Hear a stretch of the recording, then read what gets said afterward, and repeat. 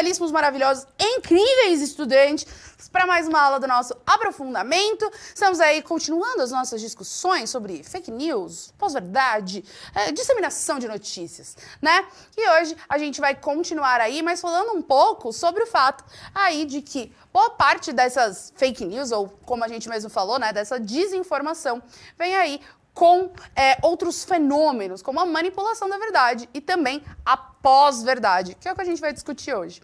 Então, para a gente começar efetivamente essa aula, vai aparecer para vocês aí o nosso mapa de shopping. Então, o nosso aprofundamento é o hashtag Quem Divide Multiplica, a unidade curricular é de olho na informação e o nosso componente é o conhecimento humano e a sua aplicabilidade. Essa aula é da atividade 3, é a aula de desenvolvimento 2 e o nome dela é Se Mentir, Cresce o Nariz? Porque sempre teve essa história, né? Tipo, desde o Pinóquio, a galera desde o Pinóquio. Mas eu lembro quando eu era criança, que por causa do Pinóquio, era sempre a história do nossa, se mentir, cresce o nariz, se mentir, cresce o nariz. Se fosse assim, gente, eu acho que o nariz de muita gente já estaria em outro planeta. Então, a gente vai discutir um pouco sobre esse fenômeno, obviamente, né, por causa de toda a nossa temática, aplicado especificamente ao conteúdo digital, à disseminação aí de informações online. Mas eu já vou adiantar que, obviamente, que parte desses conceitos que a gente vai trabalhar hoje, eles também são aplicáveis na vida cotidiana e em outros ambientes que não sejam o online, tá? O que está passando aqui atrás, como vocês já sabem, são as habilidades, aquilo que tem sempre no começo de toda a aula, que eu já não falo mais, tá?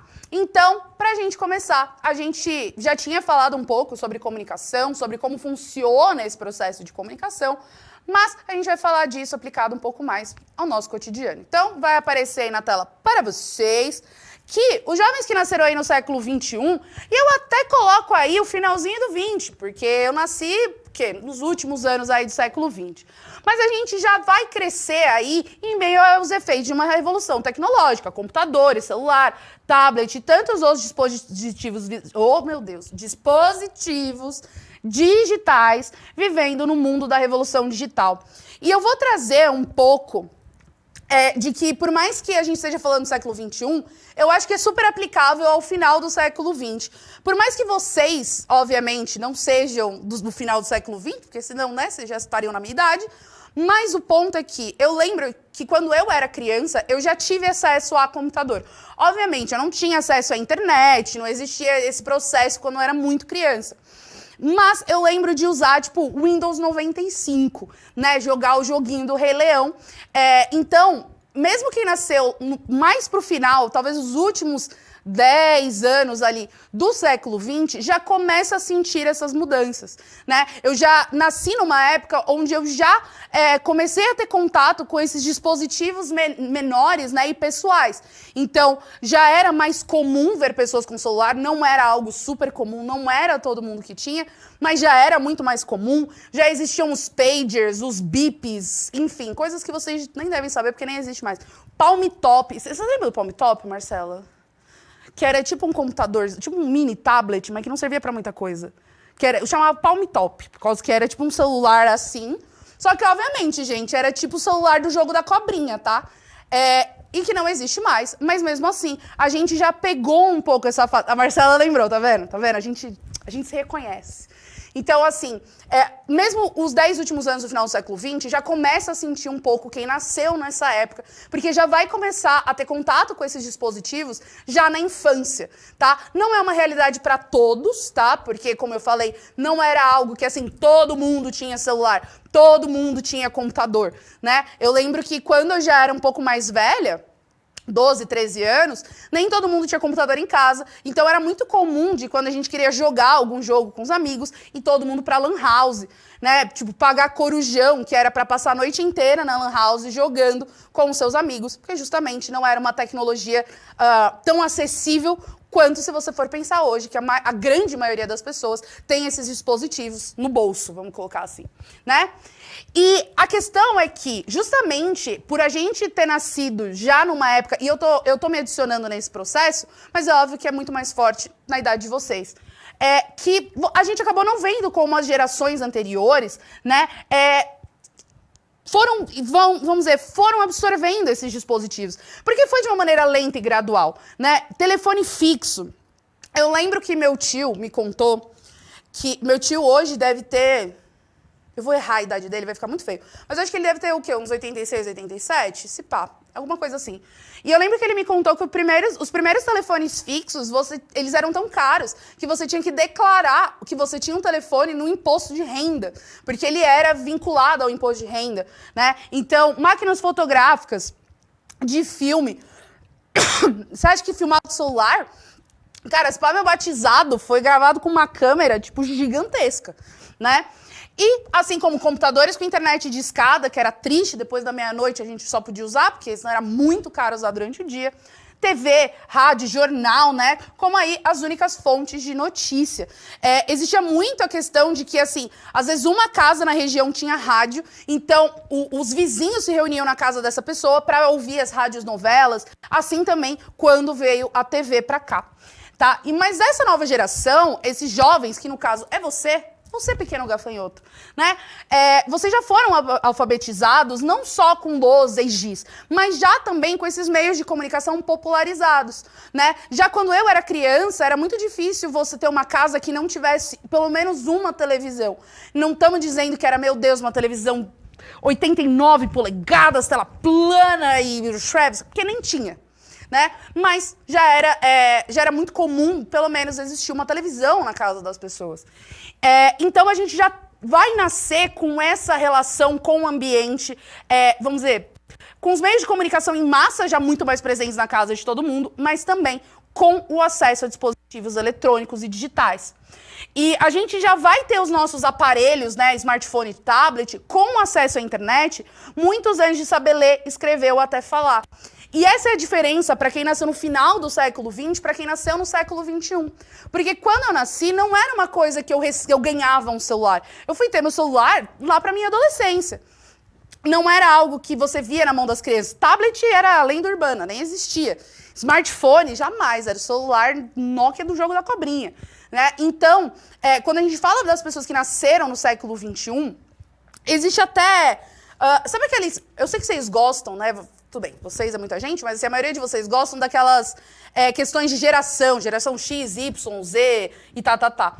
Tem a geração alfa, que é justamente uma geração que ela vai ser alfabetizada e socializada já na presença desses dispositivos digitais. E isso muda muito a maneira com que essas pessoas enxergam o mundo e também se relacionam tanto com o ambiente digital quanto com o ambiente fora do digital. Né? Então, não muda só, vamos dizer, o fato de que você tem mais facilidade com tablet e eu tenho menos. Mas a maneira com que a gente vai começar a se relacionar com o mundo também é modificada. E, principalmente, porque boa parte das nossas interações, vamos colocar assim, elas vêm acontecendo cada vez mais no ambiente digital. As redes sociais, elas começam a aparecer no século XXI, né? Com o aparecimento da internet, começam a surgir as primeiras redes sociais. A gente tem o MySpace, a gente tem, por exemplo, o Fotolog, a gente tem o blog, aparecimento do Orkut, que talvez tenha sido uma das redes sociais maiores que tenham existido nesse começo, porque o MySpace era bem grande, mas o MySpace não era, como se fala?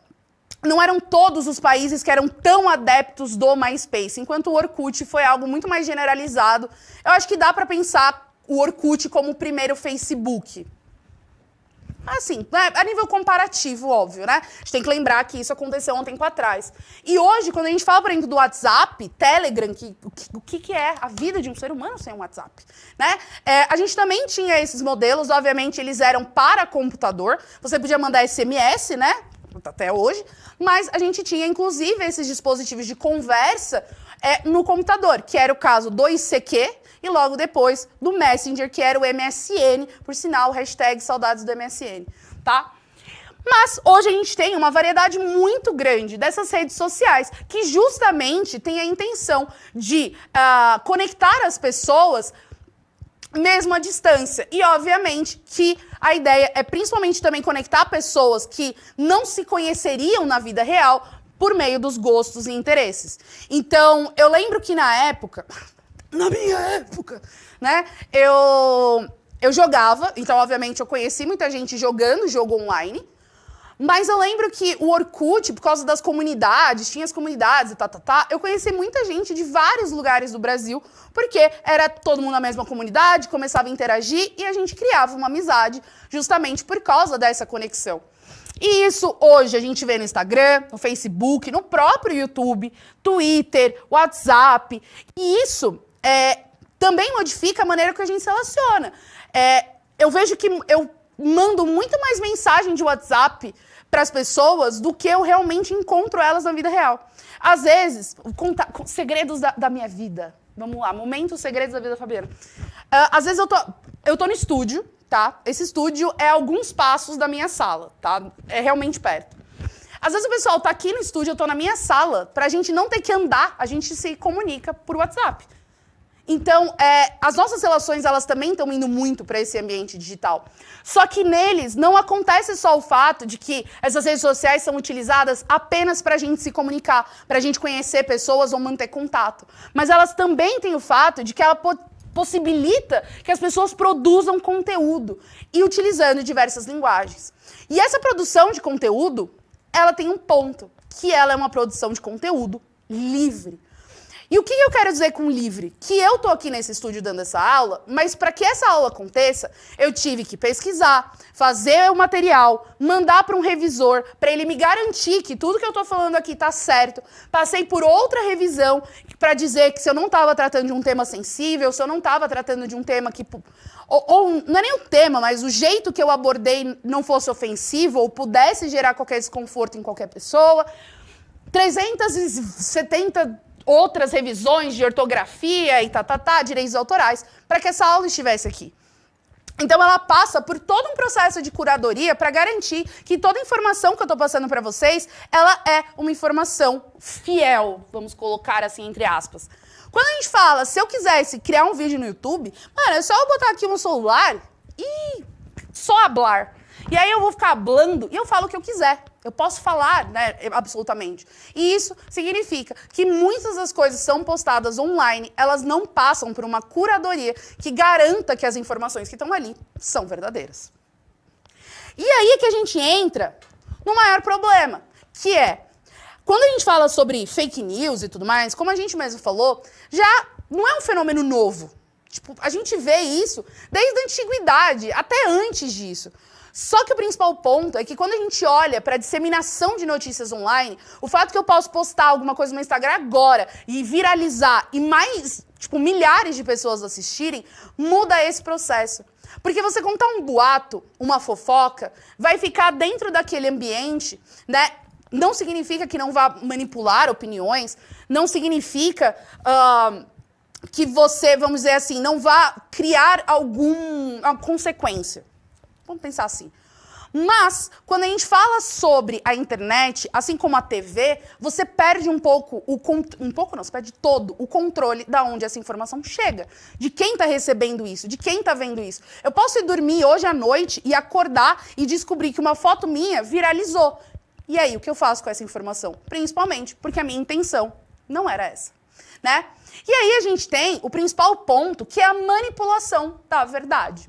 Né? Então, as táticas de manipulação, né, de informação, elas acontecem tanto na nossa vida cotidiana, né, de manipulação de informação, mas elas também acontecem pelas mídias, né? E elas usam falácias lógicas...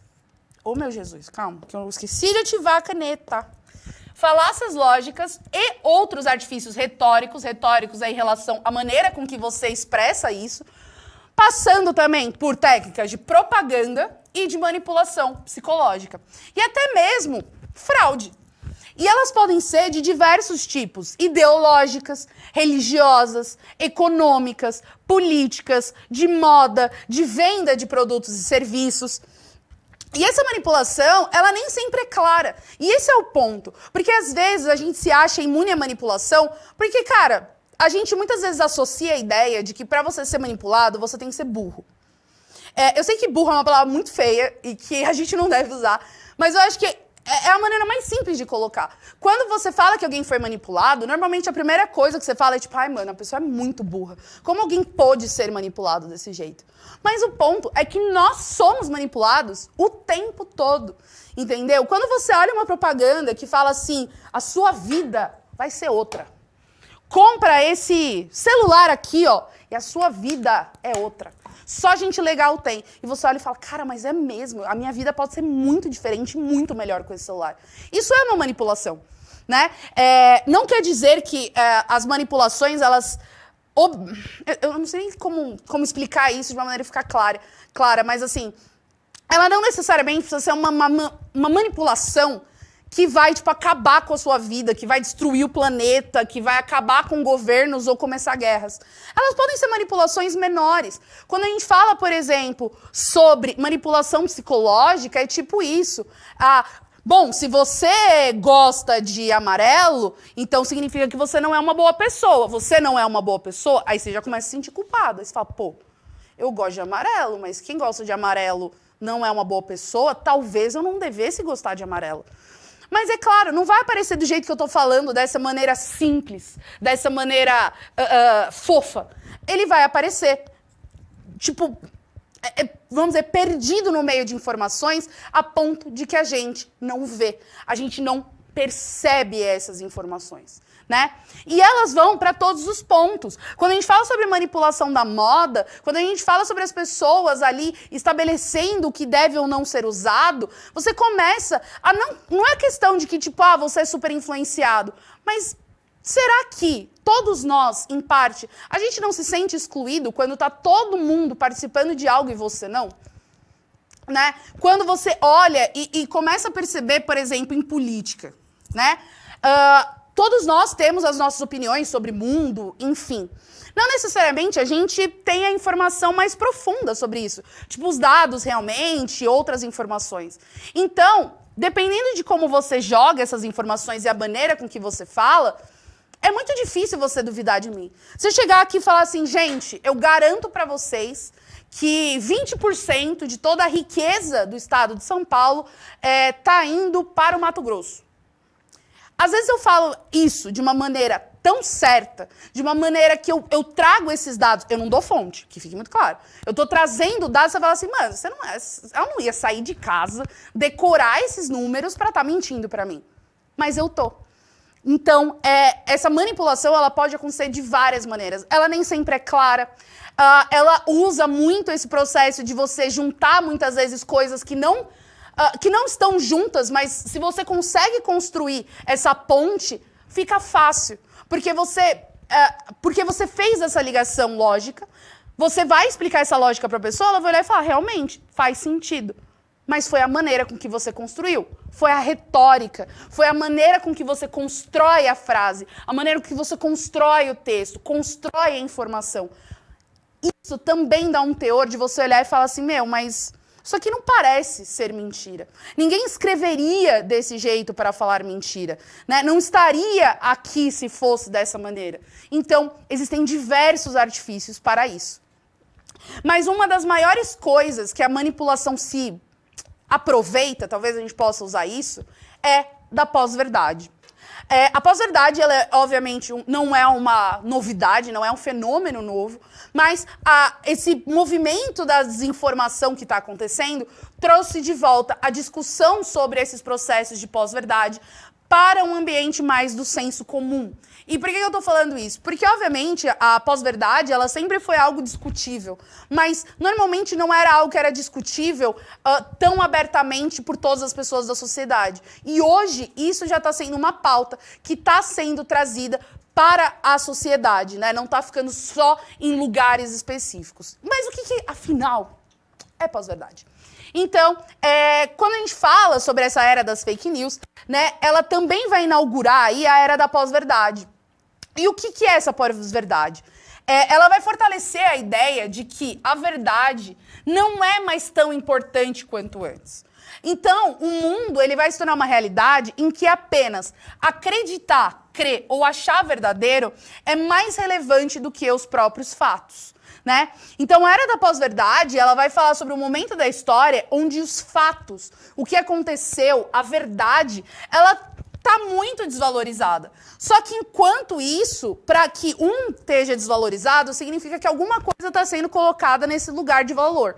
Né? Então, se a gente está tirando a verdade como um elemento de valor, algo tem que ser colocado no lugar. E o que vai ser colocado no lugar? As paixões e as crenças, né? Então, quando a gente fala sobre o fato de que, gente, a fake news, assim, tem coisa que é besteira. Nem é tão horrível assim. Mais ou menos. Porque elas podem até parecer inofensivas e fáceis de serem identificadas, né? Porque às vezes, é como eu falei, se você é manipulado, você é burro. Se você caiu em fake news, você é burro. Se você fez isso, você é burro. Mas não é assim que funciona. Por quê? Por causa que, por mais que realmente, às vezes, existam notícias que são muito absurdas para, vamos dizer, para a gente falar que alguém acreditou, a gente tem um outro problema, né? Que elas ainda assim têm um impacto. E o problema é que essas notícias falsas, né? Essas desinformações, elas têm um forte poder de influenciar emocionalmente as pessoas, fazendo elas acreditarem nas informações e muitas vezes replicarem seu conteúdo sem reflexão. E essa ideia de você replicar esse conteúdo não é algo que uma pessoa faça por maldade. Porque eu acho que isso também é um ponto que às vezes afasta a gente desse processo da fake news. Porque às vezes a gente acha que uma pessoa que compartilha fake news com você, ela é uma pessoa que está mal intencionada. Mas o problema é que muitas vezes a má intenção está quem produziu a notícia. Porque várias vezes, e aí, mais uma vez, falando da minha vida, né? Por quê? Porque é importante vocês entenderem que isso acontece com todo mundo. Várias vezes eu recebo mensagens de tipo... Um ótimo exemplo. Tava tendo, por causa das eleições, os bloqueios nas estradas. E na Marginal, que fica aqui. E aí, minha mãe mandou uma mensagem pra mim, 2 horas da tarde, falando assim, que hora você vai embora do trabalho? Eu falei, acho que umas 7h30 da noite. Ela, não, você precisa ir embora agora. Eu falei, meu Deus do céu, o que está acontecendo? Você está passando mal? Já estava juntando minhas coisas, ligando pra família. Ela, não, tá tendo bloqueio, você não vai chegar em casa. Só que o ponto é que tava uma questão de que, tipo, meu Deus, parou a cidade. Mas eram pontos muito específicos. E minha mãe não falou isso por causa que ela estava querendo disseminar fake news ou coisas do tipo. Ela viu uma notícia, ela ficou preocupada que eu pudesse não chegar na minha casa, ou tivesse problemas de chegar na minha casa sozinha, e ela se preocupou e me mandou a mensagem. Não quer dizer que minha mãe apoie fake news, que minha mãe queira manipular a verdade, que minha mãe tenha uma má intenção. Ao contrário, a intenção dela foi muito boa, que era cuidar de mim. Mas ela, ainda assim, por causa da maneira que veicularam, porque nesse caso ela viu na TV. Não foi nem que ela viu, sei lá, na internet. Ela viu na TV, a galera falando, não, estão bloqueando as cidades, impossível circular por São Paulo. E não era bem assim. Então, quando a gente coloca essa questão da fake news e essa pós-verdade, é meio que isso. Por quê? A pós-verdade... Ela talvez se relacione bastante com uma frase que é uma mentira contada muitas vezes passa a ser uma verdade. E qual é a lógica disso? Quando a gente tira esse elemento do fato e traz as paixões, funciona assim. Mais uma vez, história da minha vida. Porque eu mudei muito de opinião na vida. Tinham várias coisas que eu tinha, tipo, fé, mas uma certeza, assim, que não sei nem falar pra você. Mas eu tinha, assim, certeza. E com o passar dos anos, estudando, buscando informação e tal, eu mudei muito de ideia. Foi fácil? Algumas até foram, algumas eu nem era muito apegada. Mas existiram várias coisas, várias informações e várias coisas que eu mudei de ideia que eram muito importantes pra mim. Que na época que eu tinha essas concepções, elas, na minha cabeça, elas faziam parte de quem eu era. E que talvez, que se eu deixasse de ser aquela pessoa, se eu deixasse de ter aquelas convicções, provavelmente naquele momento, ou em outro momento mais pra frente, te dá aquela sensação de tipo, cara, eu tô perdendo uma parte de quem eu sou. eu tô me tornando outra pessoa e isso não é legal. Porque, cara, a mudança incomoda. E incomoda, inclusive, em mim. Sabe? Porque às vezes por que eu tô me colocando nessa situação? Porque às vezes é muito fácil eu falar pra você que você tá sendo manipulado. Sempre parece que a gente que fala sobre esses assuntos, e aí eu tô colocando não só professores, mas a mídia no geral, de que existe um ponto de que existem pessoas que estão blindadas contra esses processos e as pessoas que estão sofrendo esses processos. Mas não existe essa divisão. Eu já caí em fake news, queria eu dizer que não, que eu sou uma pessoa iluminada, um alecrim dourado do campo. Seria mentira. Se eu falasse pra você que, tipo, ai, gente, é só procurar informação, às vezes você vai ver que o que você acredita não é bem assim e tá tudo bem. Não, é um processo doloroso, é um processo muito difícil você muitas vezes deixar coisas que pra você são verdades, que pra você são importantes. E às vezes você nem precisa deixar essas coisas, às vezes você só precisa conciliar essas duas coisas. Que até... Foi nós mesmo que falamos nisso. Lembra quando a gente falou sobre as epistemologias do Sul, do Boaventura de Souza Santos? Quando a gente falou sobre esse processo, a gente falou um pouco sobre o senso comum e E como várias vezes a ciência ela vai dizer que o senso comum está errado. Um exemplo, minha mãe não, né? Minha família tem até hoje uma superstição que quando a criança é pequena, você bota alguma coisa vermelha, agora se é na testa, se é no pé, na mão, aí já é uma outra pergunta. Mas você bota alguma coisa vermelha na criança pequena pra espantar mal-olhado, sei lá, era uma coisa assim, eu não lembro bem. Vamos dizer que eu acho importante isso, porque é a história da minha família, é a história de quem eu sou, e eu queira fazer isso com meu filho. Só que eu sei que, cientificamente, isso não é uma verdade. Estou falando da minha concepção, tá? Eu estou falando que eu sei que isso não é verdade enquanto um processo científico. Não significa que eu preciso deixar de fazer isso? Não. Significa que eu posso fazer isso. Mas, obviamente, que eu também preciso olhar para os fatos quando, por exemplo, meu filho fica doente. Se ele está doente, se ele está passando mal, eu não vou colocar uma fitinha vermelha nele. Eu vou levar ele no médico. Posso botar a fitinha? Posso também. Posso trabalhar ele na fitinha do Bonfim e levar para o hospital. Mas a questão é esse equilíbrio, vamos colocar assim. Então, essa pós-verdade é muitas vezes parte desse processo de que a gente não quer mudar. E às vezes é mudar um hábito, mudar de ideia, né? É muito difícil e dói muito quando alguém fala que a gente tá errado. Cara, eu tenho esse problema. Me dói quando alguém fala que eu tô errada. Mas é uma das melhores coisas que as pessoas podem fazer por mim. Se eu tiver errada mesmo, se eu não tiver, eu vou ficar brava. Então, assim, esse processo da pós-verdade é o que a gente tá vivendo. Quando alguém chega pra você e fala assim, cara, precisa tomar vacina, sabe, para melhorar essa questão do Covid. O fato das pessoas estarem tomando vacina diminuiu a incidência de doenças, muitas delas sumiram. E aí, tipo, mas eu nunca tomei vacina e eu nunca tive nada.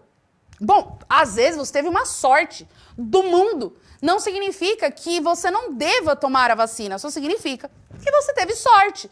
Então, aí a gente acaba entrando nessa concepção de que, porque eu não passei mal, eu interpreto que nenhuma outra pessoa vai ficar doente, porque comigo não aconteceu.